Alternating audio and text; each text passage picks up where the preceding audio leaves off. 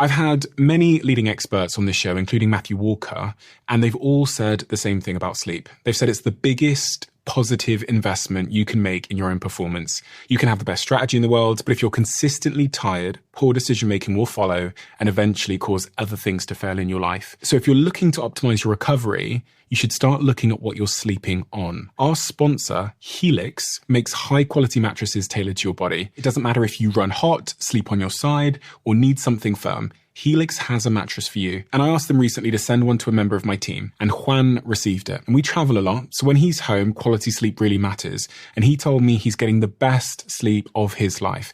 And the data backs it up, with 82% of people in a Helix study saying they saw an increase in their deep sleep. And with a 120-night trial, you've got 4 months to prove it to yourself. You can get 27% off at helixsleep.com/diary. That's helixsleep.com/diary. If they're laughing, it's fine. If they're not, it ain't. This is the Russell Howard we have never seen before. When you're low, it leaves you mentally fragile, but then that makes you work hard and go again because you know the excitement you get from making them laugh. It's an unhealthy treadmill, but at the end of that treadmill, there is this incredible cherry. That's what happiness is. Figure out a healthier way of being the best you without it being so draining. To realize what you have. There will always be sort of shimmering lights of hope in the misery, but sometimes somebody has to help you find them. When he died, it was just this sledgehammer to your heart where you just go, Jesus, one of the good souls isn't here anymore.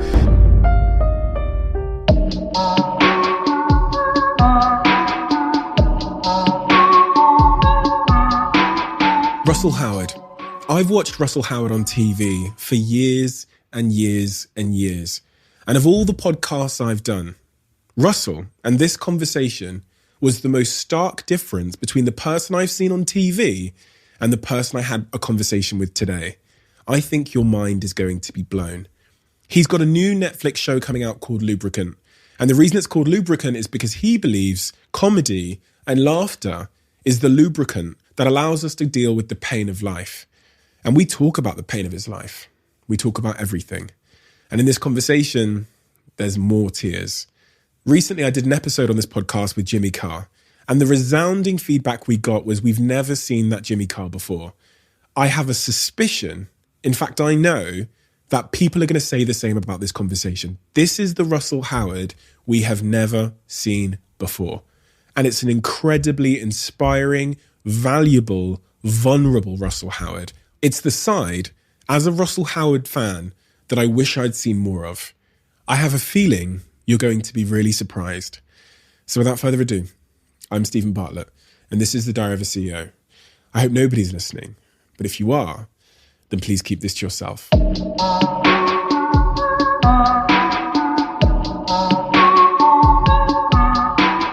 I'm funny because of my mum, and I'm determined because of my dad. You said that, right? I did say that, yeah. I felt like that was the beginning of a riddle. Like you were a sort of a Gollum figure. I was trying to understand, yeah. Can you explain it to me, please?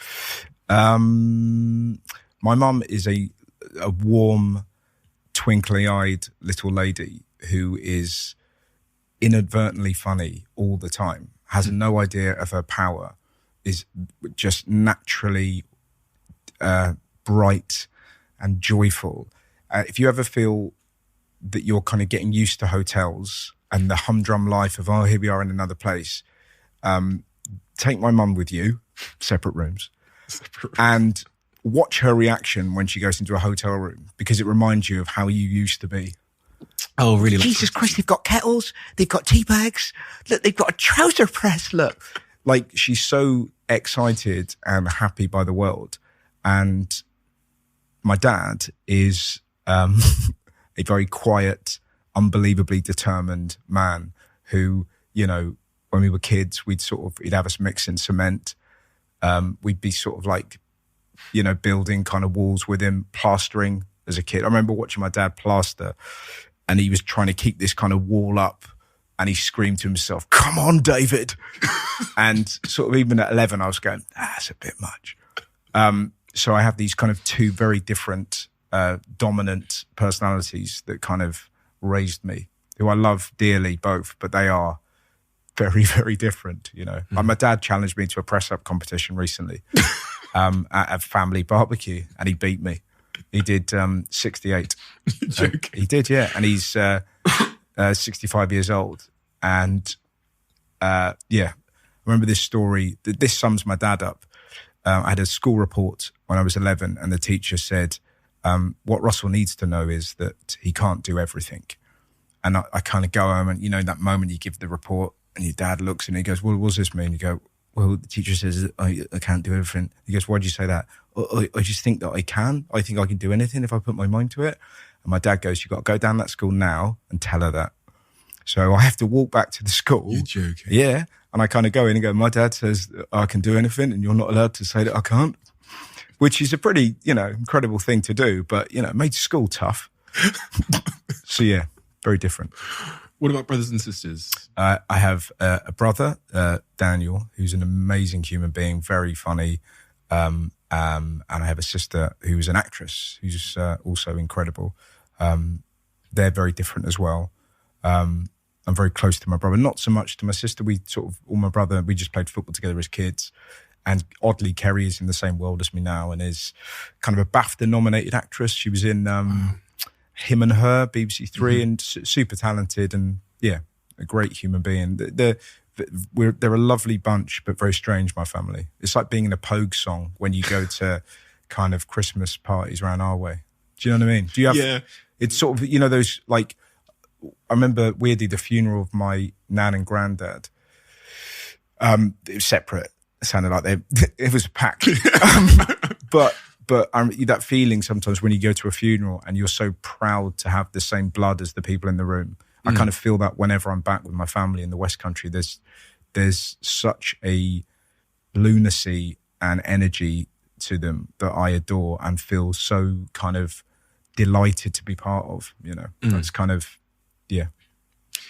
Jimmy Carr said something to me which I've been waiting to ask another comedian. There's a stereotype that comedians are funny because they're depressed. Yeah. But Jimmy Carr said that's wrong. He said, you've really got to ask a comedian who in their family is sick. Because he says that much of his comedic genius or his desire to please people came from trying to make a family member happy or trying to ease moments of tension in the family dynamic when he was younger. Do you resonate with that at all? Yeah, completely. That my dad is, you know, is successful and super serious, but used to lose his mind watching kind of Billy Connolly or watching Have I Got News for You? So he would like howl with laughter. And we sort of figured out the way to break Dad's serious energy was to make him laugh, you know. So definitely it was kind of, there's no tension if people like, I've got a line in my new special, which is laughter is the lubricant that makes life livable. And it you know, it really, it soothes tensions and it's a bandage that gets over cracks, definitely, you know. And then it's sort of this thing that when you discover you know, you can make people laugh, it's so addictive and you can literally create your own energy. And like you do in arena, there's 15,000 people there. You're orchestrating this almost societal orgasm where they're kind of like lost in laughter together. You feel like a necromancer, man. It's the best. And I think Jim's right in that that initial spark comes from probably, I'm thinking of other comedians as well as myself. It's sort of that sense of, you know, like I've got a lazy eye. So that was so I became funny to deflect and did jokes about my eyes to stop people looking at them. And then you kind of realize, you go, okay, this is kind of cool. Or if you're a bit thick, or if you're not good at football, or you don't fit in, you can kind of sort of rebrand yourself in a strange way through humor. And you can create your own kind of energy. That sounds kind of wanky, but do you know what I mean? Of course I do, because there's also another stereotype, which is that people who are slightly bigger tend to be really bubbly and have funny personalities in the comedians as well, which would fit that kind of idea that it's a tool of deflection from something else, you know, they don't want them to focus on, or You talk about it being heavily linked to self-esteem as well. And well, what's odd, the further you get into it, you realise that it's so much fun doing stand-up. And it's such a wild drug, effectively, because you're doing these massive gigs for like 2,000 people and everyone's laughing, or 15,000 people, or you're in New York, you're doing a gig in Finland, and you can't quite get over it. And then as a consequence, it's quite hard to sit down and watch the TV and be normal. And so you're kind of chasing that sort of high. And it's about the real skill is trying to figure out the sort of work-life balance, you know. I'm speaking to somebody whose house is above his work. But do you know what I mean? It's like, see, the only way around it is to sort of integrate it, really. But like, I don't know. I've been doing stand-up since I was 18. I remember doing the first gig, and it felt like it was, you sort of discovered a mechanism through which you can do life, that everything, sad, good, happy, weird, peculiar, can go through this sausage maker, and you can then understand life, figure it out. But also that's a very strange way to do it, because you're using the stage to kind of dissect yourself. But the aim is always funny. But I don't know of a better way to do it than to kind of make sense of the world. And the funny thing about all comics is, guaranteed, if they find themselves in a strange situation, sometimes a heartbreaking situation in life, there's always a little part of your brain going, there could be a bit in this. And it's that horrible sort of disease that we have that you can't ever truly be there, because there's always a little bit of you, whether you're Seinfeld or, you know, Taylor Tomlinson or Bill Burr or Chappelle or whatever, your brain is going, yep, there's stuff in this. Do you know what I mean? As you're getting beaten up or whatever, your brain. I remember getting mugged in Brighton when I was 18, and this guy shouted at me, "Come back, I'm a police officer." He clearly wasn't. And I said, "No, you're not, you're a monster." And as I said it, I went, "Yeah, that's going to be quite funny, I reckon." But I'm literally running away, I'm terrified. But my brain's going, "Yeah, I'll probably build a little bit about that." And I think all comics that I know have that thing where reality is always auditioning to find its way into your set. Wow. That could get out of hand, and you could start willing misfortune. This is the weird thing. Yeah, well, exactly. But that's the problem. Yeah, well, you haven't got any jokes or anything. You're just walking around dressed as a clown, going to like a fucking zoo. There's got to be something in this. But yeah, you're right. It's sort of about keeping life open a bit and keeping the third eye open. Really, probably that's the same of all creatives, where you kind of or all people really, like, you have to notice the things that niggle you. And if you're talking about them, whether it's, you know, like in my last special, I had a big bit about kind of young women self-harming. I was like, what? Like 1 in 4 women self-harm. And I was like, I couldn't get my head around that. And I just knew I had to talk about it on stage. And yesterday I saw this lady complaining because the foam in her cup wasn't at the top of her cup. And for the rest of that morning, I couldn't get my head around it.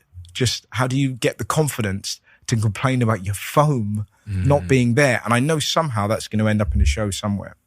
That's the way I kind of operate, really. I sort of see these little things, and they kind of, I make a note on my phone, and they gradually kind of make their way. You know, interesting. It's like collecting dots from society and then figuring out later how they form. Well, I think that I know Chris Martin does a similar thing where you just make little notes of lyrics, and Woody Allen does a similar thing. Woody Allen will just write a load of stuff, and then he puts it in a drawer, and then when he comes to write a film, he just gets the drawer out, empties all these notes that he's been making for the last 6 months, and figures out what the film's going to be. And that's a lot easier than sort of writing from a blank page, because you can then finesse your kind of thoughts in the field when you're in the laboratory, as it were. You said something there which I find really interesting, and I think there's kind of almost analogies for life within, which is after you've come off stage to thousands of people in an arena, you then go home and have to like sit in front of the TV. Yep. The anticlimax, dealing with like that consistent high then low, it feels like a lot emotionally, because that's like a huge adrenaline surge, and then even like physiologically, that it feels like that must be not natural. and have a consequence. Yeah, Christ, that's deep, and let's hope it doesn't. But yeah, you're right.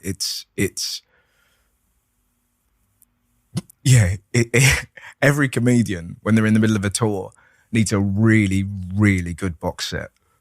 Like, do you know what I mean? It's like you need Succession, you need Mad Men, you need something to get you through. Because, yeah, it's sort of, otherwise, like if you're trying to maintain that high, if you're sort of drinking and you're doing drugs or whatnot, it's going to make it harder to be that version. It's kind of like, whereas if you're a musician, you can still sing the song that they want you to sing. If you're on kind of coke or you're pissed up, it's kind of hard to be a good comic for a long time if you kind of, on drink and drugs. So yeah, you have to sort of develop this kind of way of like reintegrating your life. But also it's nonsense as well. It's just, it's fun make-believe. Like, and also what's important is kind of, going for a meal with your wife and hanging out and seeing friends and there's joy in that, and you see it, you have to plan fun. I think that's the crucial thing. You have to go, right, we'll go on holiday and we'll go to that restaurant and we'll watch this film. Because I think, like you say, it's the sitting and the waiting that is very difficult to compete with the innate rush that you get from stand-up. Because of what you do professionally, do you find it harder to enjoy the sitting and the waiting and the meal where you're sat there just, and the holiday where you're sat on the deck chair? Not like, what I love about holidays, I don't know what your feelings are about them, but by the end of like 10 days, I'm ready to go back to my life because holidays remind me of how much I love my life. And that's the thing. So you need to have that kind of, I'm a real sit in the sun, read some books, listen to podcasts, whatever, and then kind of go again. But I like the recharge of it. If there was a thing where you could literally plug yourself in like a mobile phone, I would happily do that on a beach. Do you know what I mean? And then kind of go again. But I'm not really when I'm in holiday mode, I'm not really a culture vulture. I'm kind of a sit down, plonk, book, sun, relax, get ill because I've been putting it off. Do you know what I mean? Your body just kind of gets a bit sick and then you kind of go again. How about you? Are you a relaxer? I think I'm a forced relaxer. Right, yeah. I think my girlfriend is the reason why I would go on holiday. And I think she's also the reason why I would be present on holiday. And she's the reason why I'd go and look at like a castle or something. Okay, but a castle? Like whatever she would want to look at. But I think if it was just up to me, I wouldn't go and I wouldn't do it. And even if I did go, I wouldn't leave the hotel room. Yes. There's like strong evidence for that. Because whenever I've gone to speak in a country or whatever, I don't leave the hotel room. I have no desire to do anything but just be on my phone or laptop. So it's pretty sad, but I think, that's why it's fortunate that I have a girlfriend. Yeah, but it's also that thing as well of like you clearly, with the job you do, you clearly love it as well. I love it, yeah. So that's the thing. If you're fortunate enough, there are billions of people who live for the weekend. Do your job, punch in, job you don't like, get your money, smash your weekend, try and find your fun. If you're there are so few people in this world that truly have a thing that they do, that they get paid for, that they adore. You just got to get hold of it, man. And just like, there's no shame, but it just seems peculiar to the outside. So you know what I mean? How obsessed you get about your job, or I would get about stand-up, or there was a documentary about the Comedy Store on Sky recently, and I watched it. It was incredible. It was a beautiful kind of summer's day, and I smashed the whole thing. It was one of the best days I've ever had in my life because it was incredible, and it evoked this kind of the Comedy Store from the sort of the 70s and the 80s and Jay Leno and all this, and it just, I was like, we need a time machine. We need to go back to those times at the Comedy Store. But this, because I love stand-up, and I kind of, it's you have to be with people that understand your passions, because you can't fake it. You can't go, let's go to the castle if you're not a go to the castle guy. Do you know what I mean? But you're right, you can have help to look at the castle. Yeah. And then you realise when you get to the castle, that's just a really nice castle. Yeah. I wouldn't have come had you not dragged completely. Me. Yeah. We're not staying for ages at the castle, right? Yeah, I don't want to. It's not an Airbnb.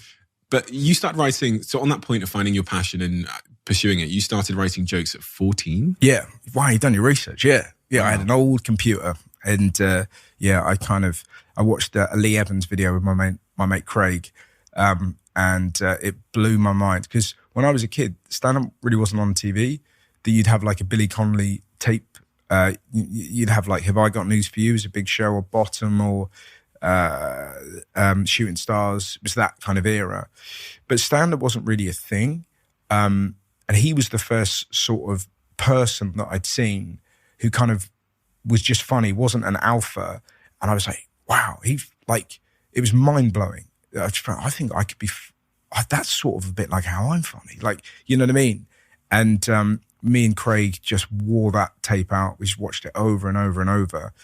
And I didn't tell anyone about it. I just started writing these little kind of jokes and routines and ideas that none of which were any good, but it just became like it was like my little fun place to go to every so often. Goes, well, I'm going to write some of my jokes. Did you perform them to anybody at that age? My first ever gig was in Bristol, a place called Virgin Mirth, and I took all these jokes that I've been writing since I was 14, and I whittled it down to my best 20, and I did it there at Virgin Mirth. I followed a guy who was eating a banana with a spoon, singing the theme tune to the Sweeney. And another bloke that was sort of like, his act was to punch himself in the face. So in a sense, it didn't really matter how bad my 14-year-old stuff was. But yeah, so that was it. And then I kind of, some of it stuck, some of it didn't. But it was all like, I had this bit about like, how did Captain Kirk get through the entire, I wrote this when I was 14, but how did Captain Kirk get through all the Star Trek episodes without once flicking Spock's ears? So that was one of my first, and I sort of think it's all right. It's not bad. It's not bad. But you've come that was the first joke I ever kind of told. And one of the things I found quite peculiar in your story is that your dad really pushed you to give comedy a go. Yeah. And that seems, of all the guests I sit here with, the thing that has typically made them famous or well-known or successful, their parents were usually quite against it and would much rather have them got a quote-unquote real job. Yes. So what were you doing at the time? And yeah, why was your dad supportive of it when, at a time when that's probably not considered a highly profitable, high chance of success career? Yeah. I was working at the RAC in Bristol. I had a part-time job. And I was also doing stand-up. And because I started stand-up at university and then finished my degree, went home and was just kind of doing probably 3 gigs a week for, 50 quid a pop, or like sometimes 100 quid a pop, that kind of thing. And alongside this kind of like shift at the RAC. And I was kind of like, I'd have a gig in Lincoln and then I'd have to drive back to get to work. And it was kind of like knackering. And my dad basically, I remember weirdly, not to name drop, but I was talking to Matthew McConaughey about this. And it's a very similar thing where his dad, when he told his dad he wasn't going to become a lawyer, he was going to become a comedian, an actor. His dad said, don't half-arse it. And that was a similar reaction to my dad. My dad basically was like, right, if you want to do this, you're 21, go for it. Give yourself a year. Don't stop. Put everything into it. And then if it's not happening in a year, you stop, you get a proper job. And I really respected that option that he gave me. Do you know what I mean? It was like, I'll be fine. It was like, don't fuck around, properly go for it. Don't do 3 gigs a week, do 5 gigs a week. Just do that and then see where you are in a year. And I was at the Edinburgh Festival. I had about like 8 days left from this kind of like contract. And my now agent saw me at the Edinburgh Festival have like a really good gig. And he kind of said, oh, does it always go that well? And I was like, all the time, you mad? Yeah. But I was doing lots of sort of improvising and stuff like that. It was quite hit and miss back then. And then we went for a meal. He gave me, they used to have a thing called the Comedy Network, where it was like 30 gigs around universities. And that day he booked me into these 30 gigs that were, at the time, I still remember the money. It's £150 per gig, spreading out into November. But to work for a comedy company called Avalon, it's one of the biggest kind of comedy producers in the UK. And then he signed me. And so it worked. And then I kind of moved to London and kind of, slowly kind of kept on keeping on. I liked the deadline that my dad gave me. Do you know what I mean? Because it was kind of, and I really respected it. And he had this amazing quote on his office that said something like, I think it's by T.S. Eliot or T.E. Eliot, that said, "Those who dream by night in the dusty recesses of their mind wake in the day to find that all is vanity. But the dreamers of the day are dangerous, for they act upon their visions with open eyes and make them happen." And that is at the core of my dad. So he's kind of quite disciplined, but he also has a fuck it, go for it. But yeah, I just went for it. But also because I loved it. And I didn't love working at the RSC, and I'd finished my degree and I knew what I wanted to do. And I just worked my bollocks off, man. I did every gig you can imagine, but loved it. And my brother used to come to them. We travelled down to Brighton to do 10 minutes. And, we'd have to sort of bunny hop the car to Reading Station because we didn't fill up. And, it was real kind of fly by the seat of your pants stuff, but just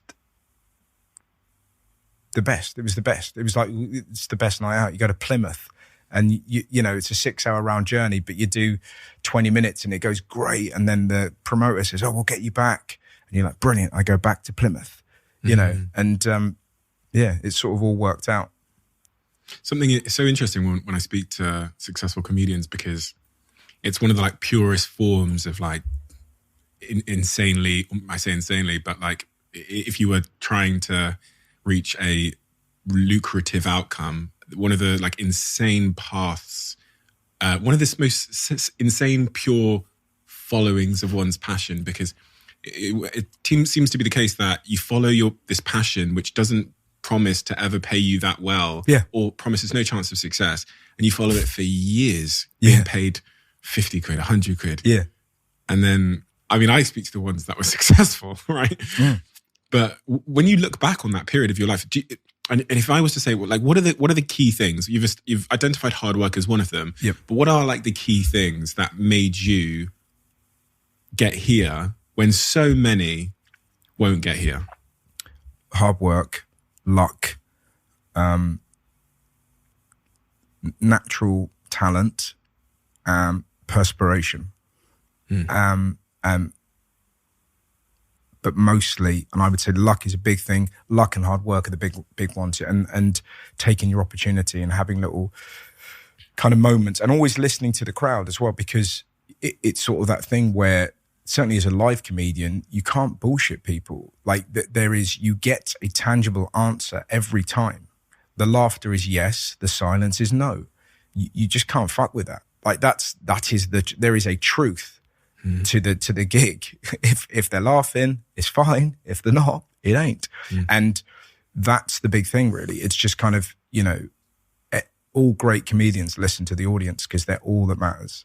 And you can be critically lauded, you can win awards, but ultimately, if you don't hear laughter, you won't be here. And you have to have new stuff. That's the big thing. You have to make them laugh and constantly renew yourself. That's the thing. To stick around. You make the audience laugh. They all burst out laughing. They clap. They say, "Oh, you're amazing." After the gig, they say, "We're going to rebook you. You're the best person ever." Does that impact your self-esteem in a positive way? Yeah, of course. Yeah. Imagine that. But yeah, it's the best, man. It's just, but that feeling when you do the Brighton Commedia and you're 20 and you do 10 minutes and it goes really well, and Stephen Grant, who is still the booker at the Brighton Commedia, says, "Oh, we'll get you back for a 20. That journey home, that's the best. Or someone says, "Oh, we're going to get you back to host the Lincoln Student Night." And you're like, "Yeah, do you want to do it monthly?" "Yes." And you build up this like little following in Lincoln, because it's of course your self-esteem is just up there because you feel like you're a youth team footballer that's breaking into the first team. That's how it must feel like. You feel like you're kind of Phil Foden and you get these little opportunities. It's probably a similar thing with footballers. Like, what makes Phil Foden? Probably that he has natural talent. He works his arse off. And when there's opportunities, he's kind of clinical enough to take advantage of them. Do you know what I mean? And learn from mistakes. And comedy is constantly about learning from mistakes, because you do new material, it doesn't work. You tweak it until you get something that kind of makes them laugh. One would then assume that comedians have like just tremendously high self-esteem. If they're laughing, yeah. But then the interesting as well is how quickly it crumbles down if it goes badly. And I've got a friend of mine, Al Pitcher, who's a comic in Sweden, and we talk about this a lot, where when you're low, irrespective of what you've done before, you just feel like such deep shame that you've been unable to kind of make them laugh. But then that makes you work hard and go again, because you know the excitement you get from making them laugh. So it's an unhealthy treadmill, but at the end of that treadmill, there is this incredible cherry. Deep shame. Just because it's embarrassing. It's like you've tried to make, like, even this, I'm really enjoying this. It's really fun, but it's very serious. And we've got like a little mini audience over there I can hear. And every little laugh, my brain's going, oh, that's good. And when they're not, I'm like, oh, fucking hell. Really? Yeah, totally. Just because you sort of feel like, you know, it's sort of that weird thing for me. Laughter is truth and victory, and silence is failure. But then the interesting thing about that is when you watch a performance, you actually realize that of another comic, you go, wow, there's real power in the silence, actually, which took me a long time to realize, because I was very initially like, brr, brr, brr, brr, just keep it up, keep it up, keep it up. And then you kind of, you know, you watch someone like Chappelle, for example, and you go, God, he's a real master of the silence, and you don't lose him. Do you know what I mean? And you're not away, you're captivated. But it takes a really long time to feel that you've earned the right to captivate an audience. But there's captivation in silence. But who fucking thinks they're captivating? That's the hardest thing I find, is to kind of, you can never know whether you've been captivating or dull, because the sound is the same. Do you know what I mean? It's sort of that weird thing of like, I mean, I don't come off stage going, was that captivating or dull? But hopefully, yeah. It's really interesting. So when you have conversations like this, because there is no, like, there's not huge amounts of laughter because it's a serious conversation. Oh, but I love chats like this. This is the best, man. But yeah, go on. That's what I was basically asking was, when we have comedians come here, we've had Russell Kane, we've had obviously Jimmy Carr. They do make a lot of jokes. Yeah. Even before we're filming, I think, you know, Jack will like put the microphone close to Jimmy Carr's mouth, and I think he said something like, just keep it like a fist away. And he said, that's what your mother said. Yes. And it's almost like a Tourette's of humor, which is, and I wonder how you kind of get through life like that. And it almost feels like uncontrollable. Yeah, honestly, that is the best description of it. Like, there's a joke that I think sums up comedians' brains the best, by a brilliant comedian called Mitch Hedberg. He's no longer with us, one of the greatest comedians of all time. And this joke sums up the brain that comedians have. And I'll do his impression. If there's fans of Mitch out there, forgive me for this, but it works better if you try and do it as him. He kind of goes, I mumble, man. I mumble a lot off stage. I'm a mumbler. So I'll be with my friend, and I'll say something, and he'll be like, what? And I'll say it again a little bit louder, and he'll be like, I didn't hear you. And then the third time I'll say it, and he still can't hear me. So I'll say it to him. But now I'm yelling at him, that tree is far away. And that's what it is. It's this thing in his head that's gone, oh, the tree's far away. And it's a joke about the mania. Like, what are you about? I was just saying that tree's over there, but it's not. It's further away than, and it's that thing. The amount of times I've been with my wife, and you sort of say something, and she goes, what the fuck are you about? Just, like, I saw this bin in Primrose Hill the other day that genuinely said, protect our birds. So this was the line on the bin, protect our birds. There's a picture of like a bird, and respect their way of life. And I just went into this thing of like, I don't know how you show respect to a fucking, but like in my head, I'm just kind of like, I didn't know there were disgruntled chaffinches all over Primrose Hill. I've never seen that on the news, of just kind of go, today a bird was the victim of somebody attacking him. And my brain was just like whirring around with this. And she can see I'm kind of full zombie eyes just gone. She said, what are you on about? I go, oh, that fucking bin. And it's sort of that's kind of the way that comics' brains are, I think. That you spend a lot of time playing around in your head, and then you kind of go, oh, that might be something, you know. Like the other day, was talking to a friend about sperm donors, and somebody had there was this website, and on that you could get your batch. And one of them was like, he was like 6'4", Swedish, keen reader, and you're a really good job. And you're like, yeah, that's exactly what I'd say if I was trying to flog spunk. Do you know what I mean? You're not going to kind of go, bit of a loner, comes in every Wednesday. We've had to stop him. But my point being, we were having a chat about sperm donating, and my brain was sort of off in this sort of fantasy land. Where's the bit? Kind of like, but I just found it so funny that I don't know any true 6'4" high achieving intellectuals that kind of just going to nip out to spaff into a pot. Yeah, do you know what I mean? It doesn't exist. But everyone's Tinder bio. Yeah, totally. Yeah. But the point is, you spend a lot of time in that kind of fun zone, and that I think that's the brain that a lot of comics have.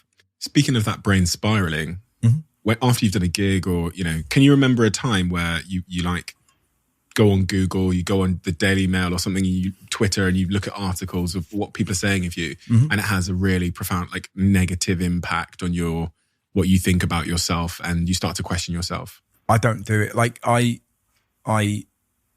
came up in the days of MySpace and whatnot, and I've never been on Twitter, I've never been on Facebook. I do a bit of Instagram. It's the same with reviews. It's a very funny thing. You get a 5-star review and your brain's like, exactly. Yep, correct. You get a shitty review and you're like, what the fuck? And you realise that you have to pay no heed to it. It's flattering and it's great and it's lovely to get nice reviews, and anyone who says otherwise is bullshitting.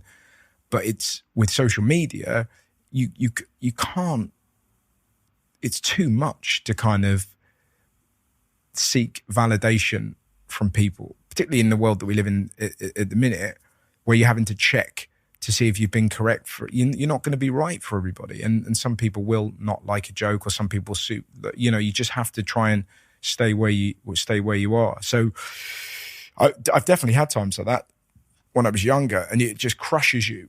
And you realize, actually, all I'm doing is paying attention to the really negative things that people say. And there'll be like, 1 out of 50 that's super horrible, rather than focusing on the kind things. And you realize, actually, my brain focuses on the negative, and you go, yeah, they're right, actually, yeah, I am that, correct. And it just doesn't make me a better, more functional human being. It hurts, so I don't do it. Do you know what I mean? So I just kind of... But people must have said to you, your agents, your manager said, oh, get on Twitter, that'll help. Yeah, well, what I do and what I love about social media is I like making things and then putting it on there. And so putting clips of stand-up or the TV show or whatever. But I don't, I'm lucky. If I want to do comedy, I can go to a comedy club, and it's a dark room and I can howl, or I can scream, or I can be silly, I can do whatever I want. It's in a comedy club. Social media is the worst comedy club in the world.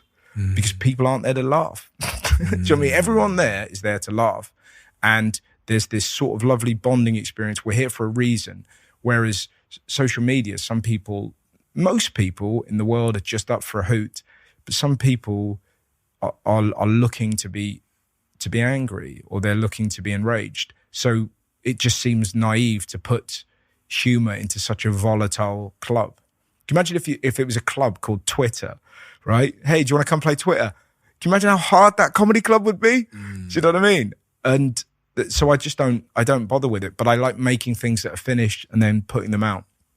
But I kind of literally email them to my agent and say, oh, we should put this bit from the show on. I don't even know. Wow. I haven't got my logins. I don't know. Really? Yeah. What Just a nice because. way to live. Yeah, but and also maybe it's because I'm 41 and I kind of came up in an era where stand-up was still playing clubs. If you're a young guy now,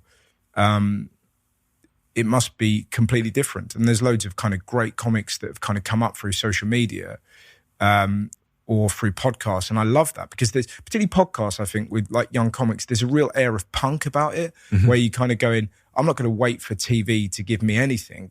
I'm going to make my own thing. And then people gravitate to that. And that's your thing. And you can't mess with that. Whereas I love that. I love the fact that people aren't going to be waiting for TV to anoint them. But I was very lucky that I was just doing live gigs. And then when I was 26, after having done stand-up since I was 18, somebody said, do you want to go on TV? And I kind of went the traditional path, as it were, and kind of social media grew alongside it. But I was never, I never needed it, which is not to say I couldn't have been bigger if I cultivated it. But the content I like making exists in the club, and it's finished when I do a Netflix special, or it's finished when I do a TV show. It's in a state of flux when I'm in a comedy club. It's in a constant state of becoming. And the problem with social media, it makes everything finite and tangible. And sometimes it's not. Sometimes jokes evolve or routines evolve. If you put it out there, it might be rubbish, or it might be ill-conceived. It might upset people. But by the end of it, having worked in it in a comedy club, it might say exactly what you want it to say. It's a really sort of holy space, the comedy club versus Twitter. As a comedian, do you ever feel a sense of imposter syndrome? Yeah, I don't know any great comic that doesn't. I'm talking to Billy Connolly. Billy Connolly used to get nervous. Billy Connolly was worried that the audience wouldn't love him, that he wasn't worth their evening. Billy Connolly. If Billy Connolly is thinking that, then you know all of us are. And I think if you get to that stage where you're like, this is going to be great, I know it's going to be great, it probably won't. You have to have a healthy degree of imposter syndrome in order to be the best version of yourself, because you have to kind of, you have to burst into that party and be the best, funniest you, because that's what's on the ticket. That's the thing. And the only way to do that is kind of hard work, but to just rock up, for example, to an arena tour, having done no kind of warm-ups, it'll be fine. It fucking won't.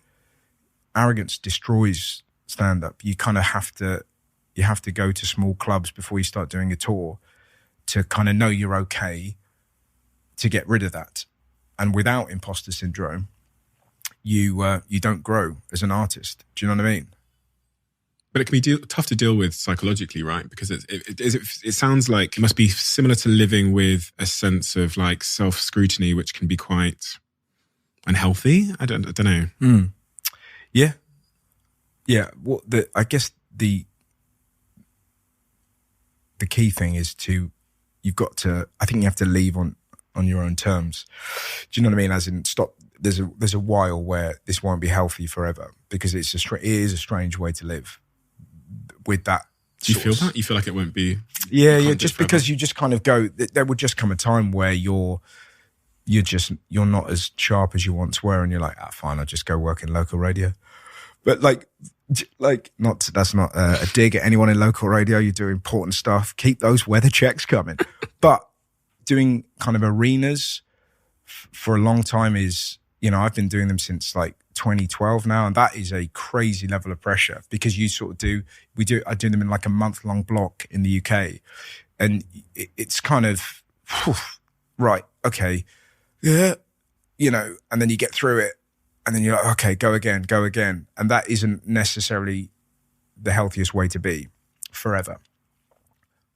Does it have mental health implications on you? Because like, if you're living with that kind of internal fluctuation all the time, and that anticipation, that those feelings of self-doubt, that, they say that anxiety in particular is like concern about the future. If you're constantly thinking about the future, that moment in that arena, do you feel anxious at all? Well, the funny thing is, the only time you don't feel anxious is when you're doing when you're doing stand-up. But weirdly, that's the respite. But the leading up to it, it's nerve-wracking. But as soon as you step on the stage, you kind of, know exactly what you're going to do, and it's fun. It's the most fun in the world. And then but the leading up to it and the afterwards, was that all right? Was that fine? It was good. Right, fine. I think you sort of just make your peace with it. And like you say, it leaves you mentally fragile, but I don't know of another way of doing it.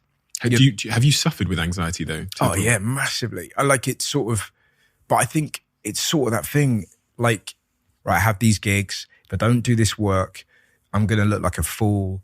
People are going to boo me.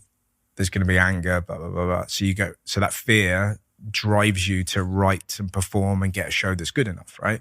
And I've not found anything that was a useful motivator. But like you say, it's a tough way of being. Like Johnny Wilkinson, I remember seeing this about him. Johnny Wilkinson kicked the winning, I don't know rugby, but the winning World Cup kick. Yeah, right. And as the ball sort of soared over, apparently he said to himself, his brain went, "You nearly missed that." As it went over, and he's won the World Cup. And the next day he was training and he was kicking goals again to ensure that he didn't make that mistake. And unfortunately for him, that's what makes him magnificent. You know what I mean? And I think it's sort of that thing where you go, the older you get, you can try and adapt it and try and figure out, and we're all in a constant state of becoming, as regards to sort of mental health, and trying to figure out a healthier way of being the best you without it being so draining. But he scored the winning goal of the World Cup, and it's sort of, it's kind of shitty, but that determination is what sort of made him. And it's kind of, I guess the thing is, it's about kind of ensuring that you have enough kindness to yourself around that so that you kind of give yourself a break from time to time. And that the overall picture is happy. Yeah. But I don't know of a better motivator than fear to make good stuff. If it exists. I mean, can you recognize that? Do you have, what is there another thing that you have? I guess excitement. If you could turn fear into excitement, that would be a healthier way of doing it. Yeah. But I just don't find it as, it's so much fun because we'll go there and it's going to be great. But then you wouldn't do the prep, right? As you say, if I was excited, I'd probably neglect doing that would be the thing. So you'd have 6 months of joy. Yeah. And then you do the thing, it'd be fucking awful. And then, whereas at least this way you have 6 months of tension, and then you have joy, and then the kind of joy lasts throughout the tour. And then after the tour. And then after the tour, you go back to fear to get there. But I don't know. I don't have the answers, and I don't know what works for other people. But for me, it is that, and it's something that I'm trying to address. Which but part? It's living in fear too much. Living in fear too much, or putting too much responsibility on the thing. But I don't know of another way. Yeah. And and I'm sort of seeing people and trying to figure it out, but I don't know what motivates you, for example. I completely get it. It's a trade-off, right? If you want to achieve the goal, you need this. Unfortunately, I always think this. I think everything has a cost. Yeah. And everything good in my life that I love comes with a cost. It could even be a financial cost, or it could be some other type of sacrifice. And those that have risen the highest in certain professions, it's so obvious to see the cost in their lives. It's much more obvious than everyone else. So I sit here with my guests. I sit with Eddie Hearn. He's built the #1 boxing promotion company, but he never ever sees his wife and kids. Yeah. And he's it's unsatisfiable as a human. Yeah. That's why his book is called Relentless. And I go, well, that's the clear quote unquote cost potentially. Yeah. And yeah, with what you're saying, being an arena performer, one would think that you spend a lot of time in a certain mental place, which is not always great. Yeah, but then I was thinking about the fascinating thing about life is you have these. So, for example, we did 10 nights at the Albert Hall. Oh, wow. Which is like a world record. It's mental. It was extraordinary. That kind of little me that used to sit in the back of mum and dad's Ford Fiesta, watching the raindrops go down the window. I did 10 nights at the Albert Hall. It was mental. And it was fun. It was brilliant. It was great. But it was like you're playing snooker, get all the reds, then knock the rest of them down, done. You know what I mean? But it's that lovely kind of controlled snooker brain. Joke, joke, joke, joke, joke, joke, joke, joke. End of the show. Hooray. Yeah. Go again. Right. But it was fun. That exists from a sort of a dopamine level on a very similar level as being on my stag do with my cousins in Vegas and hearing my cousin Lewis tell a story. And so I think it's my way of figuring it out is to have as many of those dopamine hits of joy, whether it's good food, good company, travel, books, music, whatever, so that you're kind of constantly feeding yourself. Like, because if you just, that's the big realization I've had, that if you only try and get happiness from work, for me, it doesn't work. To sit around and hope that your life outside of work can compete with this joy that you get from work. The only way you can do it is to surround yourself with people that you think are fantastic, or experiences that you think are fantastic. And it can even be little things. It's just like, you know, like we did some gigs in Dubai, and we went to a water park every day. And I'm 41, and I went with my friends who are all big lads, and we were on this rubber dinghy, and we kept going down this slide. We honestly, it was the joy, the silliness of the day led into the fun of the gig. And I remember reading a thing about Chappelle, that Chappelle, when he's on tour, he brings his pals, he brings friends along, so that he's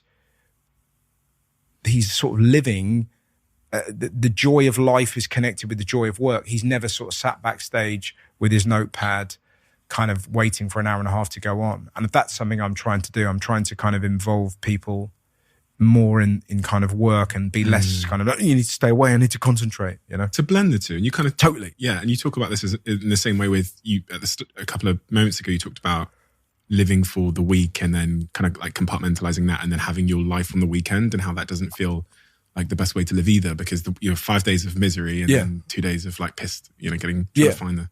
But I think also the pandemic has recalibrated a lot of people, that you actually go, we were kind of locked away from each other, and we were locked away from experience and the happiness of something appearing from nowhere. Those magical nights down the pub, or watching football, or listening to music, or having a barbecue with friends, where a moment unintentionally becomes a memory. And we were kind of robbed of those social moments that created memories, because we were sat with this disease lurking, not knowing where our lives were going to become. And we kind of felt like we were sort of immune from something this heavy happening to us. And it didn't. It happened to everybody. And it feels like because of that, we are now kind of coming out of the cave, as it were, with a real desire to find as much majesty in the universe as possible. That I genuinely feel a lot of people, like audiences post-pandemic, like even British audiences, who are, you know, by a stretch the toughest crowds in the world, like by a stretch, is that lovely English, come on in, can't make me laugh. You know what I mean? Whereas like in America, they're already up. Like you do comedy clubs in America, they stand up as you walk in. You know what I mean? And but British crowds now, because people want connection and they want experience, because it was kind of robbed of us. So it feels like it could be a really glorious time. And like you were saying with the tour that you've got planned, what a fantastic way of doing that. Rather than just, you could just do a Q&A, but you're putting, you know, you're making what sounds like a really pulsating live theatre show. It's going to blow people's minds. And that's what I want to do. That's what audiences want. There's a friend of mine called Alex Edelman who said, I like stuff that's ambitious and finished. And that's kind of where I want to go. And I feel like that's where audiences want to be. They want to see something that's going to rock them, you know, and blow them away. What a target to aim for, to a thing that's going to be, I'm going to try and make a thing that's the best night out that anyone's ever had. One of the things you said was, just a couple of moments ago, was that you've seen someone to help you with that kind of fear, living in fear state that we described. What do you mean by you've seen someone? Oh, just a bit of therapy to, try and have like sort of little coping mechanisms. You know, you sort of just get far enough into it where you go, oh, maybe just have a bit of help now, to recognize kind of moments of mania and how to kind of manage them a bit better.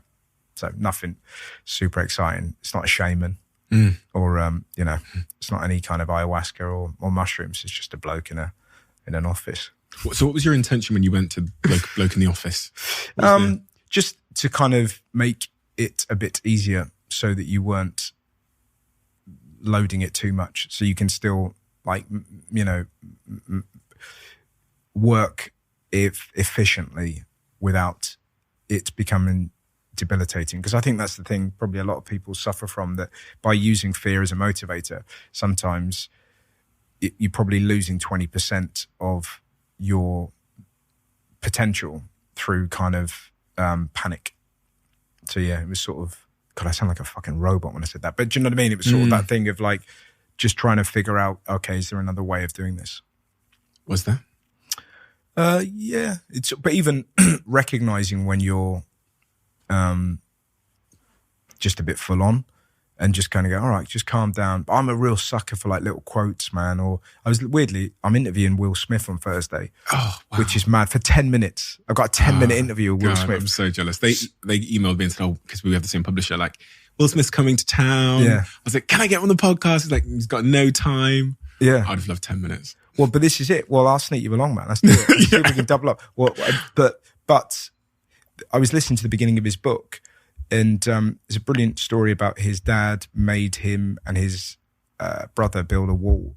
And it's just this is very, very simple analogy. You probably read it. It's just brick by brick. And that's particularly when you're making a TV show and you're writing topical jokes. Sometimes it's really hard to make stories interesting and to write jokes about things that are going on. And in that instance this week, that really helped me, brick by brick. And I'm able to kind of go, okay, yeah, cool. I can get stuff from that. You know, I'm very much from a philosophical point of view or a therapy point of view, I need pointers and tips to make me better. I'm not a enjoy every sandwich kind of a guy, because it's a fucking sandwich. Like, you know what I mean? Like, be in the sandwich, it's like, it's just a fucking sandwich. Like, I'm very much kind of Eastern philosophy of like, okay, how do we make ourselves better? I love the idea of kind of sort of self-improvement and being the best you. So I find quotes help that, you know? And even talking to somebody like that I am, like a bit of an expert, he'll say something or you'll say something and you kind of unravel a thing. And even like what we're doing now, sort of having a chat about the process. And I have my friend James Bay, the singer. We particularly during COVID, we spoke a lot about everything and about creativity and talking to like-minded individuals about the pursuit of a joke or a song or any kind of piece of art. I find really, really interesting. I love it. I'm so interested in the way that musicians create. I'm so envious because they sit in a cool room or they go to like this studio and they kind of write and they jam and they riff and they create a thing and then they perform it. Whereas the musicians I know are very envious of the way the comedians create, which is you go in front of a crowd and you create with, not for, you know. It would be like the comparison of like Chris Martin going in front of a crowd in Chiswick and going, it was all blue? Nope. Okay. It was all green? Nope. It was all yellow. Yellow. Right. I'll do yellow tomorrow. And it sort of is that kind of process. So talking to different creatives or anyone who is sort of an expert in managing yourself is something that I find really comforting or you know, like, even I've really gone to this guy, Andrew Huberman, at the minute. He's like a professor from Stanford, and there's all these kind of neuro-linguistic things you can do to help yourself, you know, like cold showers and all this and Wim Hof breathing and all this kind of stuff. Does that stuff work for you? Maybe it's psychosomatic, but yeah, it feels like it does. Do you know what I mean? You feel like you've done it's like going to the gym. It just feels like medicine for you, doesn't it? You always feel like, no one enjoys going to the gym. You know, I imagine Arnold Schwarzenegger did, but most people are just like, right, do it. And it feels like a nice little tick for your soul. And it just feels like therapy is almost, well, it's exactly that, isn't it? It's a workout for your brain, or having a conversation like this is a really nice workout for your brain, where we're both in kind of like a strange dream-like state where we're kind of having a deep conversation. We're kind of riffing, but somehow without planning any of this, we're getting to a deeper place. And yet it's very strange because there's people driving, listening to us right now, which is very weird. It's weird, isn't it? Do you know what I mean? Of You them know, just it's kind so of weird, yeah. And well, that's the fascinating thing. In the with future podcasts. as well. In the future, man. Yeah. But you're in the now, aren't you? Derek left there. But it's sort of that fascinating thing that you let people travel to work with you. It's the coolest. Yeah. It feels like a huge, especially because it comes out on Monday as well. Yeah. Which is a particularly like interesting day to be in their ear at 6 a.m. Yeah. And it's so funny, isn't it? What are the podcasts you listen to? What are your go-tos? Or do you listen to lock me up if you found out? Like I listen to like serial killer podcasts. Do you? And, like Theranos, The Trial of Elizabeth Holmes, like crime and serial killers tends to be my like go-to. Yeah. And do you know what? It's actually, I probably know why now, because I'm so fascinated. This is the reason why I do this podcast. I'm so fascinated by people and their psychology. And for me, criminals and serial killers are the most extreme and fascinating amongst us. So I would love to have a podcast where I could interview serial killers and be like, why did you do that? Do you know? Yeah. It's basically what I'm doing now. So, slightly different fascinations. So it's just, I get so fascinated by them. And I'm watching these serial killer documentaries, trying to understand the pattern in what made them like from their childhood, and their dad said this, and then kid on the playground punched them, and then they just started killing people. Yeah. So what about you? Sort of more fantasy football stuff, really. No, I kind of, No. Yeah, it's because a friend of mine does one. I listen to Tim Ferriss and Andrew Huberman. Those are my go-tos. Mark Maron I really like. He has some really great interviews. I love, there's a brilliant interview with Maron and Seinfeld, which is one of my favorites. Like I really got into Jerry Seinfeld during the lockdown, which is kind of so late. Do you know what I mean? I just feel like I've gone, hey, Radiohead are good. But yeah, I kind of, that's my thing. I like hearing people that I don't know and having my mind blown. That's what I like about podcasts. I'm not into serial killer. I find it too, do you know what I mean? People say that. Too icky for me. Yeah. And you call yourself murderinos, don't you? Is that what? I didn't know. That's the name. If you're a really big fan, you're a murderino. Oh, really? Wow. I fit in. Yeah.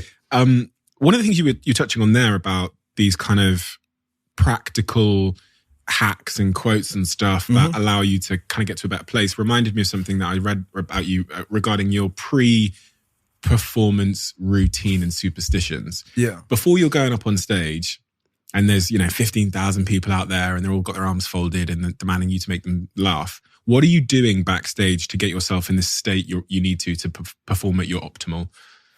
So if it's arenas, we get football and we just have a kick around. Really? Yeah. So we just sort of do keepy ups, and you've got to do 10 before you go on stage.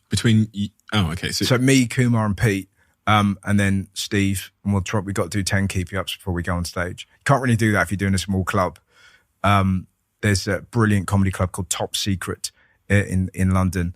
And it's very, very small. And before that, I'm literally in an alley that stinks of piss, looking at notes. So it's always looking at notes, thinking what you're going to do, sort of trying to be calm to listen to that inner voice that says, hey, you could also do this. And that kind of weird, kind of funny that just appears from nowhere. That's always the best way of starting a gig. And that's it, really. But there isn't really a psyching up process. I like watch, if I'm doing a big show, I watch my friend who's supporting me, sneak in the back of the theatre or the arena and get a feel for them, and then just go for it. Why keepy ups? Is that just tradition, or is it like a... No, it's sort of if you're maybe it's just that weird thing of like, right, I've done 10, I can, and then if you don't do 10 the first time and it falls, you got to do 20. And if it falls, 30. So, do you know what I mean? So you have to do it. And then it becomes this weird, like little thing. You just don't want that in the back of your head. You can't do a big gig going, shit, man, I only did 24 keepy ups. So it's superstition. Yeah. And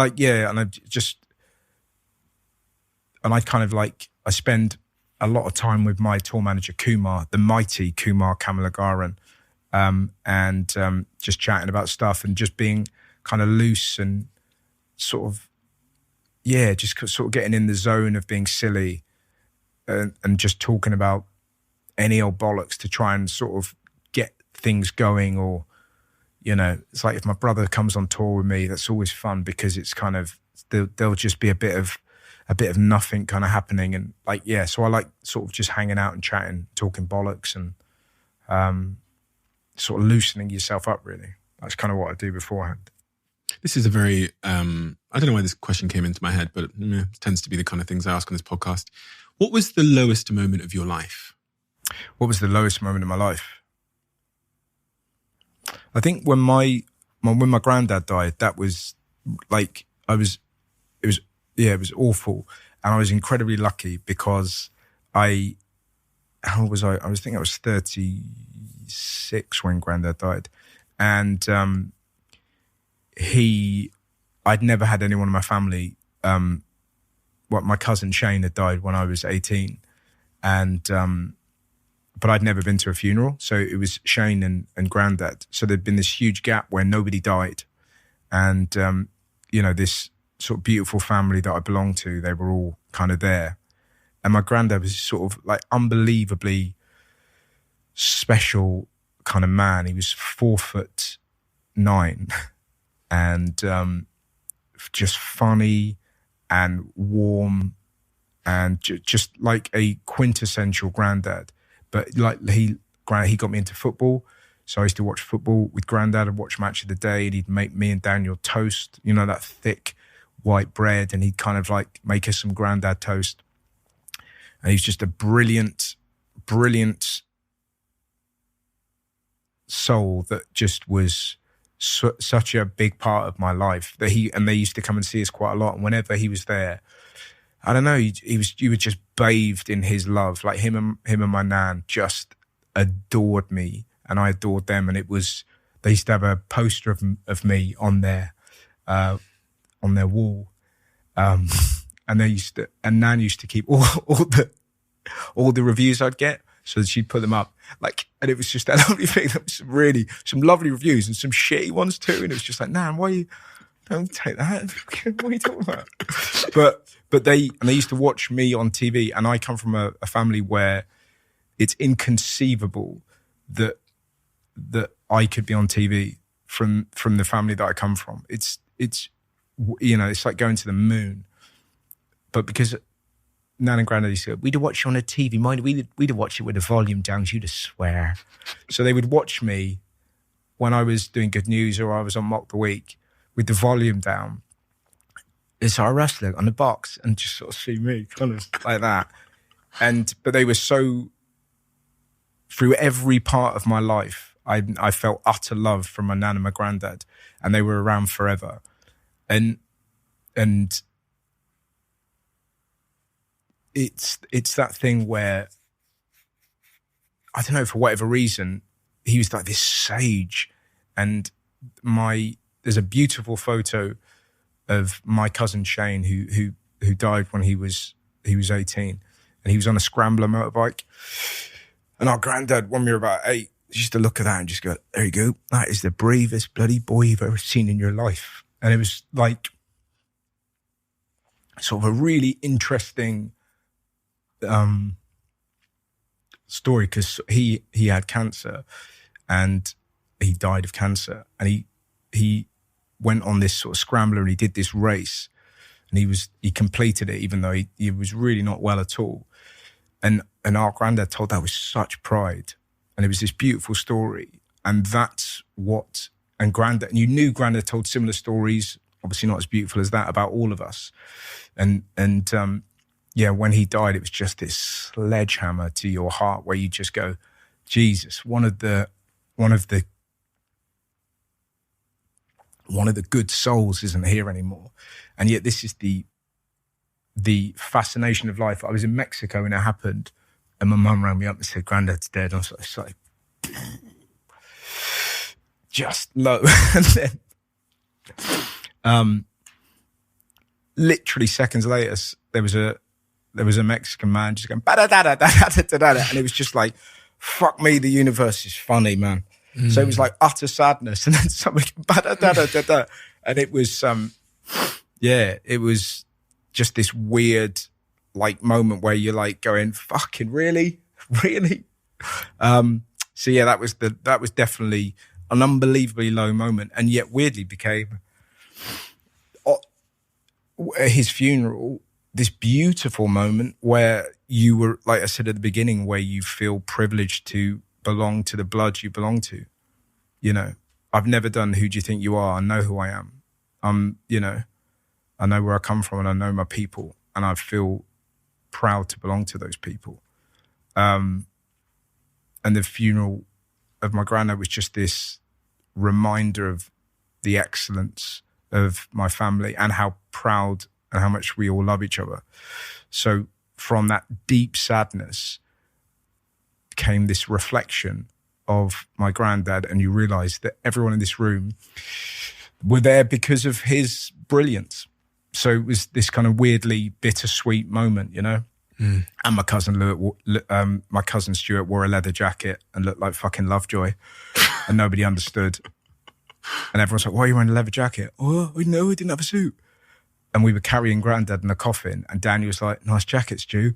And our fucking shoulders start going because it's like, you know, like, "Oh, mate." And everyone's like, "Are they going to laugh?" And we're like, "Fucking hold it together, hold it." And then, 6 weeks later, my nan died, and it was horrific. 6 weeks later? Yeah, 6 weeks later. And then we went to the funeral again, and Stuart rocked up with that same leather jacket, and you're like, "Fuck me, man." And you could see everybody just looking down going, "Don't laugh. Why is he wearing this fucking leather?" We literally rocked up like Hasselhoff. You're like, "Put a suit on." But it was weirdly funny. And you could hear everyone go, "Fucking, he's got a fucking leather jacket on." And I'm like, "Jesus Christ, what's fucking wrong with it, man?" Like it was all flapping and that.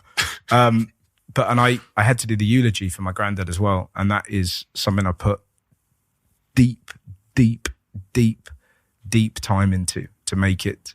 And and obviously you can't get it right. You can't express what he meant to you.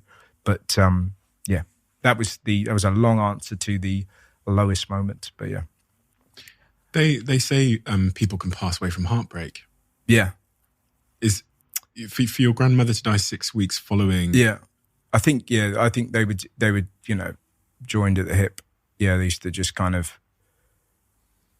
maybe it was that. It was just kind of, it was just, but also there was such constants, and I'd never really been exposed to death. And it was just this kind of like, for it to arrive quite late in your life, it was just a real like, whoa, yeah. And then then you've suddenly lost your nan and your granddad, who were kind of like, we got like, my nan particularly is just such a lovely, she's got proper sort of blue-grey owly eyes, you know, and she's always like tucking her sort of shirt down, and she just come in and just tell you she goes, just weird little shit. So I remember doing my dissertation, she was staying around her house, and she's like, "What are you doing?" I said, "Oh, I'm doing I'm doing my dissertation now." And she said, "What about?" I said, "It was about whether it's right or wrong to advertise to children." And my nan went, "It's not." Like that. And I kind of went, "Well, I've got to do 10,000 words." So, you know, "It's not though, is it? Come on, come and have your tea." I was like, I can't just put "it's not" Nancy Veal. I've got to do this. But she was very strange. We used to make flapjacks together as kids, when I was a kid, and she was obviously my nan. But we didn't like flapjacks. But we used to just make them as a thing and then put them in the bin. Fucking weird. Yeah, I know. Yeah. And the reason we kept doing it is because it really annoyed my mum, because she's like, "What are you doing? Jesus Christ, what's wrong with you?" And then she would get the flapjacks out the bin. And that was funny, watching my mum eat flapjacks from a bin. But I got a weird family, man. But those were the, I wonder if she did die from heartache. I don't know. I mean, she, you know, they weren't particularly well towards the end of their life as well. They sort of had kind of, you know, certainly the beginnings of dementia. So, it was kind of, you know, it's that horrible thing where, I don't know, it's just kind of yuck, innit? You know. How about you? What was the lowest moment of your life? Am I allowed to ask? Yeah. The lowest moment of my life. Good question. Is it shitty to ask you? No, like if I can ask someone else, they have to ask fine. me. I don't even, it's a really interesting question. I think it would probably be... no, I know when it is. It's the one that kind of stands out to me is really, really sucking. So my grandmother dying was one of them, but I wasn't close to her. Right. So it was just actually seeing my dad upset, seeing your like dad cry for the first time was very like, ooh. Yeah, if you got a strong dad? Yeah, strong. Yeah, never seen him be emotional at all. Yeah, that's the weirdest thing, isn't it? Quiet, passive, just... And then, to see him cry is... Yeah. That's very difficult to understand as a kid. And then the other one is actually when my dad called me into his bedroom and told me he didn't love my mum. Oh, wow. And that they were going to get a divorce. And they didn't get a divorce. They're still together now. But at 7, I think I was, when he said that to me, it was like foundation shattering information that I couldn't... I don't know why I always remember that. I don't know why I always recall that one, It's like I could never forget that moment in my life. What are you meant to do with that at 7? Fucking exactly. Especially when it doesn't even happen. But their relationship for me was so toxic as a kid that I actually got to a point later where I'd come to terms with the illusion being burst that your parents actually might not stick together. And then I was actually willing them to get a divorce because they were just screaming at each other too much. So I think that's for some reason those two moments came to mind. If I told you that you could never write a joke again and you could never perform again. Yeah. What would happen to you? I don't know. It's... I think you'd go back to... I'd end up being what I was when I was younger, of just desperately trying to make people laugh and just sort of... I'd just be a bit of a nuisance at Tesco. Do you know what I mean? When you kind of get in your shopping, you're like, hey, you all right? Oh, I was looking at the sperm donor the other day. Oh, yeah, she lives 6'4", and like, you know what I mean? It's kind of, so I think... Why? I don't know, I just like making people laugh. I like it makes me feel good, and it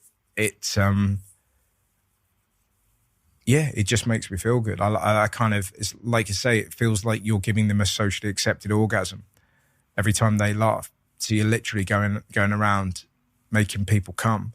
Why don't Tesco? Yeah, I know. You know what I mean? Imagine making someone come in Tesco. But why don't I? Every little helps. There we go. But why don't? That's the new advert for Christmas. Imagine that. I'm sorry. Go on, carry on. What were you going to say? But why do you have that need and I don't? So if you said to me I could never write a joke again, or I could never, perform comedy again, I would. Fine, like my life would be unchanged, but for you, yours would be, it'd be like an irritant. And like, what's the difference? Well, it's the same as you, like saying, you can't have your own business. Yeah, you've got to work for somebody else. So how does that feel? For me, it's a definite loss of purpose. Yeah, for me, it's like a huge loss of purpose. Not so much working for someone else, but not being able to like do what I do professionally. It would be this huge sense of like loss of purpose. I might move on to like doing shows or like just writing books all the time or something else. But from a comedic perspective, it's like what you're doing is like very reliant on feedback of sorts.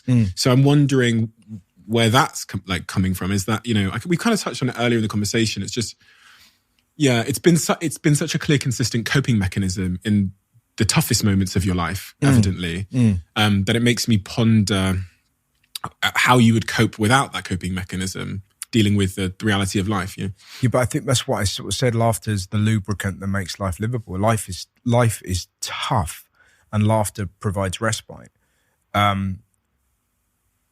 for me, and it's so deeply human. Everyone has, irrespective of whether you have an easy, blessed life. Everyone has had moments of trials and tribulations, and laughter is just it's a thing that soothes us. And I find it particularly soothing that you take the sting out of pain by just making it funny. Do you know what I mean? And it's kind of, it just works for me. I just find laughing or making people laugh just the best, because you're in the moment of laughter, you're lost. You are not of this realm. You're kind of in this white noise space, and it's good. It's a good place to be. Escapism almost. It's yeah, but exactly. So and then you come back to kind of reality, and you're a little bit more reconfigured, or it lightens the load a bit, you know. And I get a deep sense of satisfaction from making people laugh. So, and you're right, it is tied up in them. You know, it's very needy. That's absolutely true. But then, you know, I'm 41 now, and I kind of know who I am. I'm kind of needy. Most comics are, because I've been asked to write sort of my autobiography quite a few times, and it's like, I just don't feel like sitting and entertaining myself. Whereas when you're writing stand-up, you're writing it for an audience, so you can perform, or you're making notes and you go, hey, I'll take that on stage and I'll kind of riff it out and figure it out with them. Whereas a book, to me, just feels like it would be, I don't think I've got the skills to sit down and try and entertain myself and then eventually entertain people through the book. Do you know what I mean? Like, I did a thing last year where we went to Australia and New Zealand during the pandemic because we were doing some gigs out there, and we stayed in a hotel for 2 weeks, and we made a stand-up show that blended me meeting people alongside stand-up, and it was one of the most satisfying things I've ever done. We met these incredible women in New Zealand. There's a thing called the Coffin Club, and what they do is, I didn't know this, it turns out dying is really expensive and coffins are really pricey. And what these retired pensioners do, they make cheap coffins and they kind of sell them for like, you know, $300, really kind of low, don't make any profit. So like these beautiful funeral elves, and they make their own coffins as well, as a bit of fun. And I met this lady, and she'd made 3 coffins for herself. And I was like, how come you made 3? So I just keep putting on weight. And it was so touching and peculiar.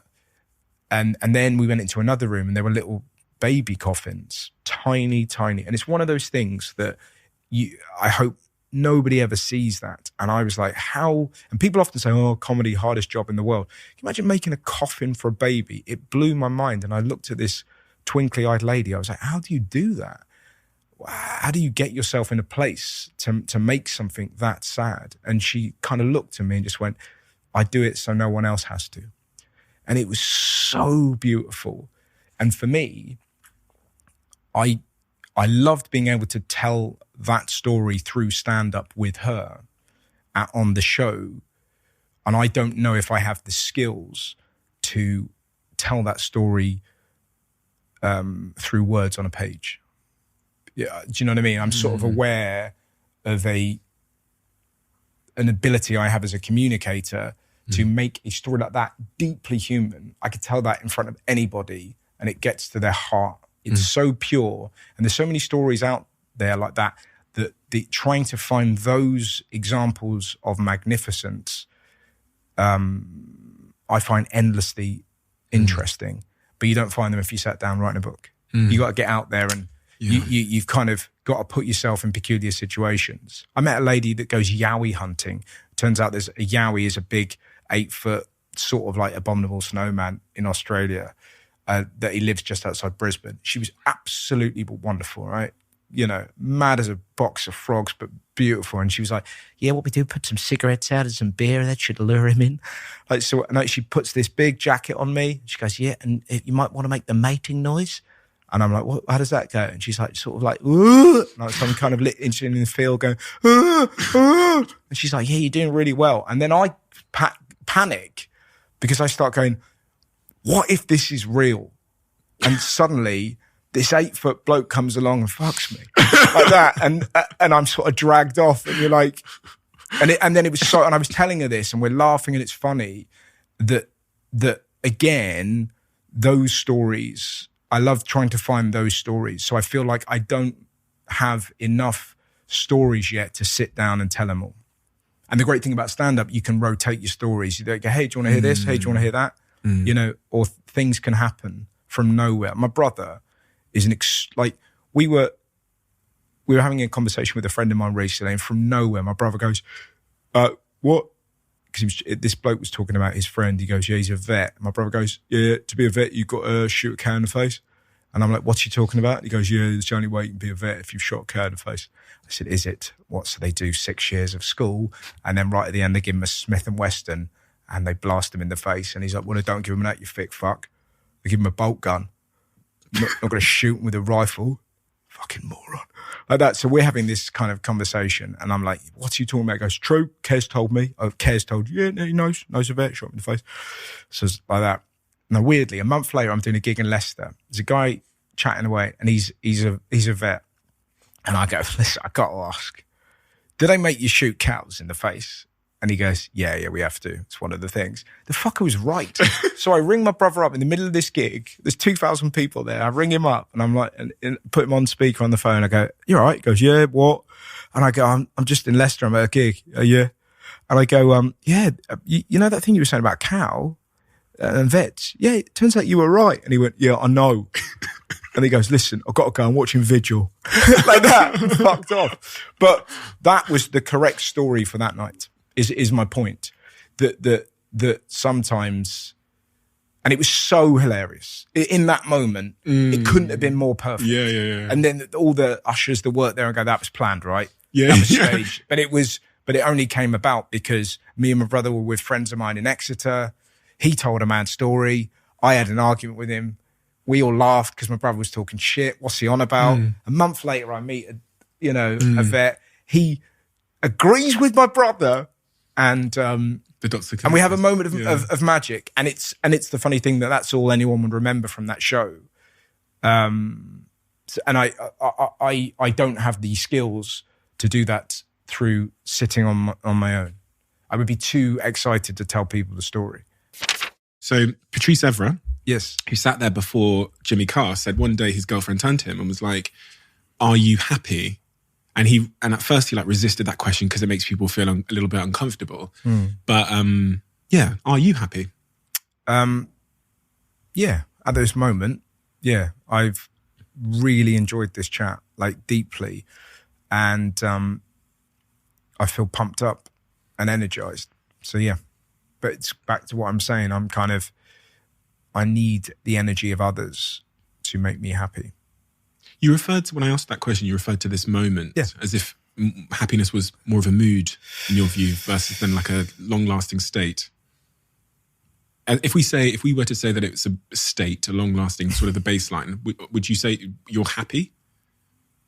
Yeah,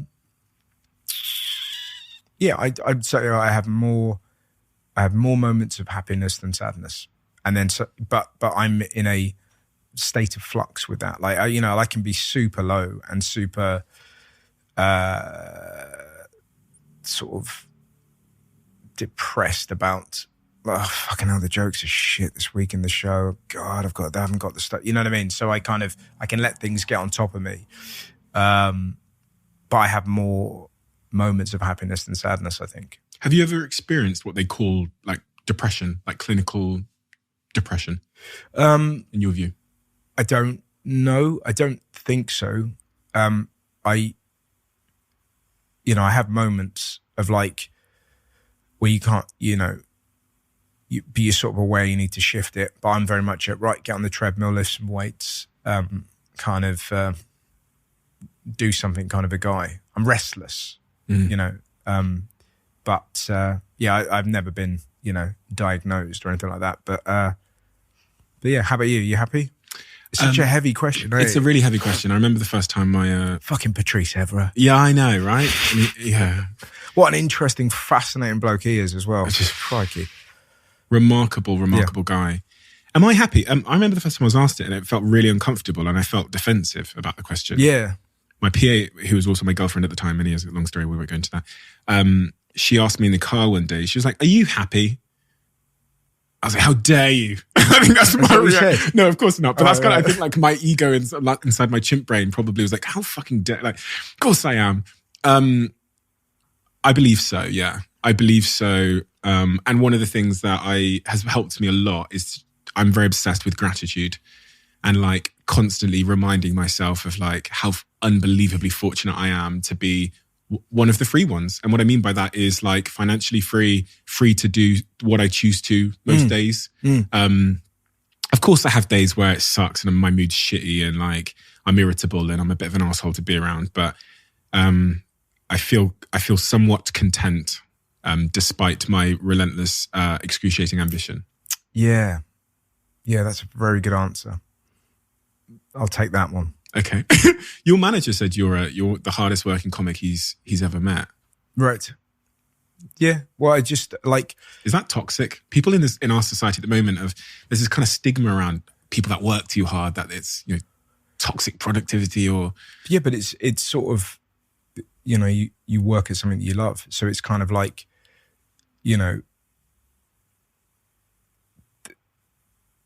it's sort of those moments of like, you just lose yourself in it. It's like, I imagine it's the same with when Picasso was painting. Do you know what I mean? He was just probably like, this is fun. Like, do you know what I mean? Like, I, you know, imagine I'm not comparing myself to Picasso. I'm using him as an example of just sort of, imagine his manager going, you need to fucking relax, mate. Do you know what I mean? The Sistine Chapel rapper. But it's just, I don't know. I love it. And I don't mind working hard. It's not working in the true sense. Like you just said, how fortunate to be one of the free ones. What, like, it's ridiculous. Like I write stand up on my own, but I do my TV show and I write it with 5 people, and we get to write jokes. That is our job. It's an unbelievably privileged job to be able to sit around and think of funny things for people. And that can be stressful, but there are people working in jobs that they don't like that would kill for that opportunity. So you're right, you need those moments to kind of snap yourself out of your funk and remember that you're getting paid to do a hobby. Ultimately, you know, in my case. And in mine, like this is... Yeah, totally. But my point being, it's sort of like, there's nothing wrong with having low moments, and everyone does. And it feels like the world is better now in terms of being able to talk about them. But you also, I think, if you come from a certain background, you don't want to bitch and moan about yourself and kind of say that you're having a tough time or whatever. But if you're lucky enough to have friends that you can talk to, or things like this, or a therapist or whatever, it makes the pursuit of happiness a lot easier, I think. Because I think that is, maybe that's what happiness is. It's about talking for long enough to realize what you have, whether that is a loving relationship, whether it's a job you love, whether it's a hobby you adore. But there will always be sort of shimmering lights of hope in the misery. But sometimes somebody has to help you find them, I think. Do you know what I mean? Because I think it's very difficult to sit within yourself and go, yeah, I can see everything's fine. Sometimes you need a little bit of help to kind of remind you of how lucky you are. Your upcoming Netflix special, you called it Lubricant. I now know why. Yeah. But tell me what we can expect from this special and how it was conceived and what makes it, you know, I guess, worth watching. Wow.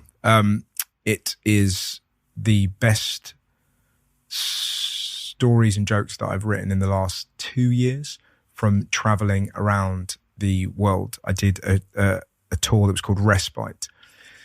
And I kind of put together all the best bits about kind of conspiracy theories and COVID and leadership and madness in the world. And I sort of splodged it all together, and you never quite know what it is until you sort of step away from it. And I think it's actually a love letter to laughter. That's what the show is. And it's the full hour is about the importance of giggling and of being silly and how deeply human it is, and it should be treasured. There's a bit in the special where I was chatting about, you know, when you hear somebody play a musical instrument and you're envious of the notes they're making, it strikes me that laughter is a musical instrument that any one of us can play. And now is not the time to put down our fucking trumpets. Mm-hmm. And that's the show really. It's about the importance of laughter and the role it plays in which we do life. And it's lots of funny stories that are kind of all about that, really. You talked about how as a comedian you have to kind of have this like self-evolution. Uh-huh. What evolution in the comedian that you are in this special, Lubricant, have you observed in yourself? I'm slower and I'm more thoughtful, and I try and make it more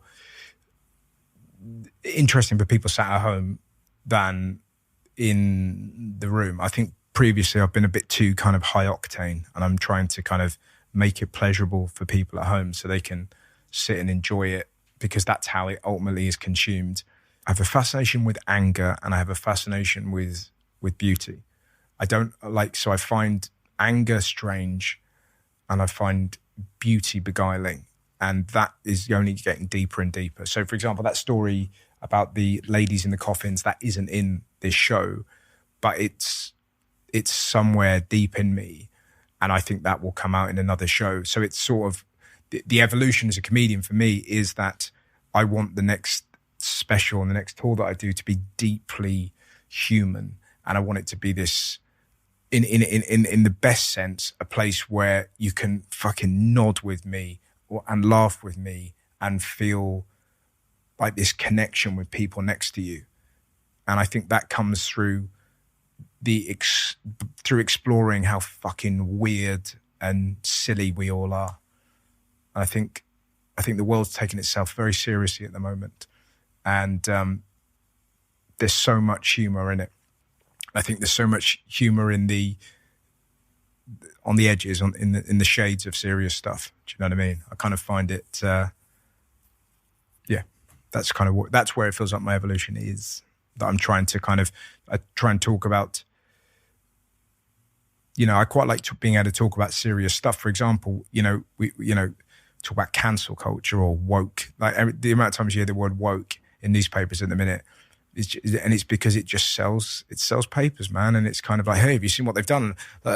You can't say the word farts and boobies and arse in Scrabble. That's a story in the newspaper, and it was like fury as woke Scrabble bosses. No one's furious about Scrabble. No one's and even if they were doing that, how are they going to police it? No one's going to break into your house and go, just put clit on a triple letter. They're not going to do that. So I find that mechanism really interesting at the moment, that you go, okay, clearly there's money to be made in kind of, you won't fucking believe what they've done now, eh? in that energy, but also recognizing that it's just a trick. It's fake outrage. It's fake outrage, and it's the what next brigade, but I find that really interesting. That was like Piers Morgan's whole thing for a while on TV. It was like they've changed toilets to unisex. But because it sort of like, it works. It's easy. It's click, and then you're there. But it's kind of not. It's just not nourishing. And there is actually a way of making the people that succumb to that, and the people that think it's bullshit, you can bring them together through really piss funny stories, or like that story about the coffin and the lady. Doesn't matter your political orientation. Doesn't matter your gender. Whatever. That's a deeply funny human story. And like, you look at someone like Billy Connolly, like some of his bits are so beautiful and funny, or George Carlin, that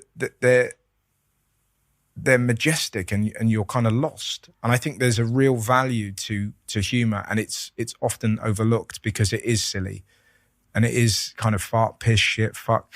You know what I mean? It's kind of, you know what I mean? It's fingers and ears and, but it's a release, and it's kind of, it's a deeply important thing, laughter, deeply, deeply important. And if we didn't have it, I think it's only like dolphins and rats are the only animals that laugh. I don't know how scientists found that out. Oh, no, I do actually. They tickled the rats' bellies with a pencil. This is presumably pre-COVID. Do you know what I mean? Imagine that if it's just kind of vaccine. I'm busy, just trying to get this rat to giggle. But yeah. So that's Lubricant. Is it December 14th? December the 14th comes out, and then you've also got. It was Respite. It was the show Respite, and then right at the last minute, I decided to call it Lubricant. Love it. But that becomes I mean, we all know now, listening to this, why it's called that. But it's kind of 40 minutes in, you go, oh, right. There might be some furious perverts who are kind of going, there's absolutely nothing here about Vaseline, about KY jelly. It's bereft of any lubricational. I hope someone writes in, leaves a review. This is not what you think it is. It's absolutely disgusting. I was fucking outraged. And then you've got Until the Wheels Come Off as well, which is a documentary. So Until the Wheels Come Off is a documentary about making a stand-up special throughout the COVID pandemic. Yeah. So it was kind of, sort of cameras followed us around and tried to, like we did gigs in football stadiums and car parks and crazy. Yeah, it was brilliant. It was nuts. But we did Ashton Gate, which is the home of Bristol City, and we had to get 2,000 people in a 10,000 seater stand. They all had to be spread out. And it was one of the weirdest gigs I've ever done, but it's one of the best. And that comes out on the same day? So the doc is on the same day as the special. So yeah. Wow. Yeah. Amazing. We have one. I'm excited for both. I actually did get the chance to watch the trailer. All right, nice. And it was hilarious. Oh, thanks, man. And I'm particularly excited to see someone with your smarts and both comedic genius and intellect take on recent times. Yes. Does that make sense? That's what totally. I'm most excited about. And so really, really looking forward to that on December 14th. We have a long-standing tradition on this podcast where the previous guest, as I mentioned, writes a question for the next guest. So Patrice wrote, "Are you happy?" Because that was the question that stumbled upon. I'm not going to say who the person was that's written this for you. Okay. But I'm going to tell you what the question is. What 3 things would you give to the world? You can only answer with single words to make it happier. Jesus. Not that. Okay. That's one. What 3 things would I give to the world to make it happier? You can only answer with one word answers. I mean, this is a real reverse Aladdin moment, isn't it? A fixed climate. Okay. Yeah. I know that's 2 words, but fine. Fine. That's the first thing. Technology that stops mental health. So you zap them, and they're fine. It's a sort of a wand you wave at them and it fixes them. Mental health wand. Yeah. Right. So a mental, so that's it. Fixed climate, mental health wand, and food. Yeah. Yeah, I feel like fixed climate, mental health wand, food. And starvation. And starvation. And it will end starvation. Yes, right. Not end starvation. No, I was going to say, fuck me, I give and I take. Now I'm going to ask you to do the same. But before I do that, I just want to say a huge thank you for coming today, because I've watched you on screen for many, many, many years. I find you hysterical, but also I love this opportunity to get to know a side of you that I wouldn't have ordinarily seen on screen because of the way that, the format of TV, and a depth in you. And you're super smart, super introspective. You're a genius, clearly. And you're doing a service to the world, which is clearly so unbelievably selfless in cheering people up at a time when they really need it, that I feel like the comedians amongst us who are lubricating us through these hard times are national treasures at the moment. So thank you. Mate, what a sweet thing. I need you to come home and say that whenever I'm having problems with my wife. We'll send you the audio clip, so you could do that. Yeah, totally. But it's time to write a question.